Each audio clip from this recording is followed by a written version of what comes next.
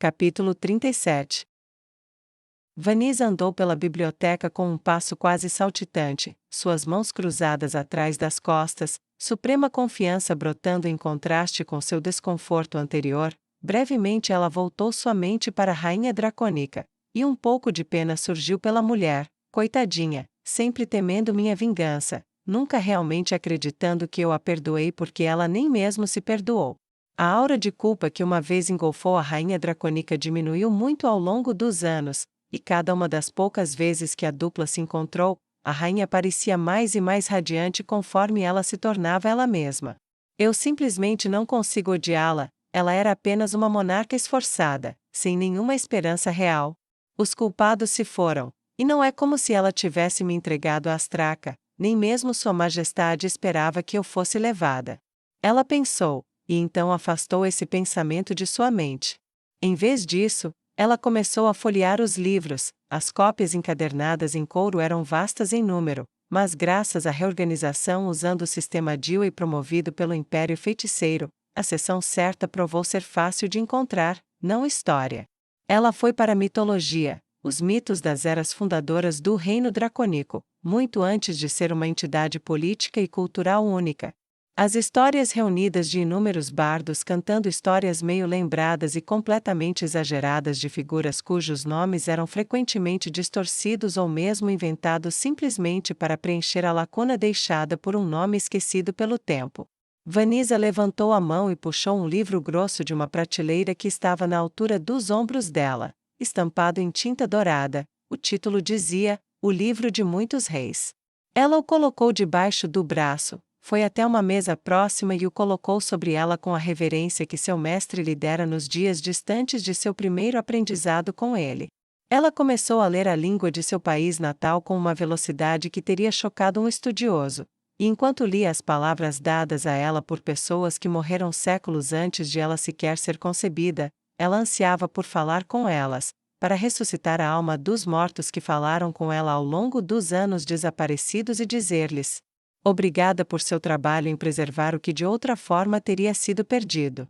Isso permaneceu verdadeiro em sua mente, embora não fosse uma história que ela estivesse lendo agora, mas um mero registro de eventos, a primeira aparição registrada de um vampiro, mas um com hábitos curiosos, a história de um vampiro que consumiu o sangue de uma família, mas deixou a filha mais velha sozinha. A história de um vampiro que caçava bandidos, os forçava a se unirem e se estabeleceu como um nobre, em grande parte para poupar o reino de um conflito, mas então ele simplesmente desapareceu depois que sua companheira escolhida pereceu, indo embora e não retornando, apenas para emergir novamente 100 anos depois em outro registro. Ascensão, casamento e desaparecimento, e no meio tempo, caçando aqueles que cruzavam seu caminho. Às vezes não havia nome, apenas uma descrição vaga. Ela se levantou e foi ler outro livro, As Primeiras Guerras dos Homens.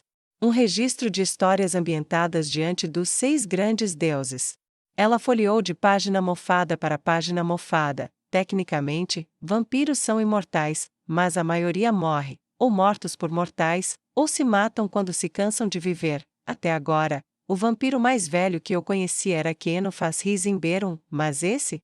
Então tem que ser muitas vezes mais velho do que ela. A verdade fez cócegas no cérebro de Vanessa enquanto ela explorava os registros. Uma história de um lorde mascarado que reuniu humanos em um pequeno exército e massacrou uma horda de homens-fera. Ele se casou e governou por 62 anos, nunca removendo sua máscara, apenas para se afastar do trono após a morte de uma companheira. Este tinha o nome, pelo menos, então, ela leu para si mesma várias vezes. 50 anos, 100 anos, 40 anos, os registros continuavam, dando números para o governo de um senhor menor ou mercenário que se tornou senhor antes de desaparecer novamente. Livro após livro na biblioteca oferecia variação após variação. Por um momento, ela se recostou na cadeira e respirou fundo, olhando para o céu alaranjado que era o fim do dia. Como ninguém nunca conseguiu juntar isso, ela se perguntou. Mas em seu coração, ela sabia a verdade. Um lorde simplesmente se afastando do poder era impensável, especialmente por algo tão trivial quanto a morte de uma esposa, viver secretamente como um vampiro, então se esconder como um predador. então se estabelecer na vida novamente. É tão bizarro que nenhum contador de histórias criaria isso, e ninguém estava procurando também. Ninguém nunca estava procurando por isso, e as histórias, tão espalhadas por livros e regiões, se alguém alguma vez as visse, eles simplesmente presumiriam que uma era uma recontagem da outra. Quem pensaria? A constante ausência de filhos do homem nessas histórias era uma pista definitiva. Vampiros não podiam se reproduzir com humanos, mesmo com heteromorfos isso era raro e exigia alguma ajuda de magia. Ela leu de livro em livro até que metade da prateleira ficou vazia e uma pilha de seu antigo conteúdo ficou mais alta que a cabeça de Vanessa enquanto ela estava sentada. Se esses números nessas várias páginas estiverem certos, e ele se tornou um vampiro mais ou menos quando eu acho que ele se tornou, então ele tem milhares de anos de idade. O pensamento trouxe um longo silêncio para a demonia. Ela só conseguia olhar para o céu infinito e tentar, e falhar, entender como deve ter sido viver tantos dias. Curete fez isso presa em uma caverna, mas ainda assim, fúrias são diferentes de vampiros. Vampiros retêm mais de sua humanidade, mais ou menos. Vanessa pensou sobre isso, mas percebeu outra coisa. Eu deveria conhecê-lo pelo menos, terminar tudo isso com um interrogatório direto. Ele atacou meu país tanto quanto qualquer outra coisa, então o que isso diz sobre ele? Ela se fez a pergunta sabendo muito bem que não havia uma resposta real. O mar de sangue lá embaixo, se a sanguemancia vampírica depende de quanto sangue eles têm para extrair. Os lábios de Vanessa se franziram, sua opinião sobre Intan, como ela o conhecia, era duvidosa, apesar de seu começo infeliz, sua vida desde então oscilou entre predatória e pacífica, de lobo, para cão-pastor, e de volta. Suponho que haja apenas uma outra parada importante. Vanessa disse a si mesma enquanto olhava para o céu e observava a escuridão da noite se instalar: tenho que visitar seu último local conhecido de ocupação antes da guerra e da anistia, então posso encontrá-lo e falar com ele pessoalmente, e então entregar meu relatório a Sua Majestade para decidir se ele deve ou não ter permissão para ver Lady Intoma. Vanessa engoliu em seco e começou a tossir enquanto tentava imaginar então encontrando Lord Ainz e expressando seu desejo pela empregada demônio.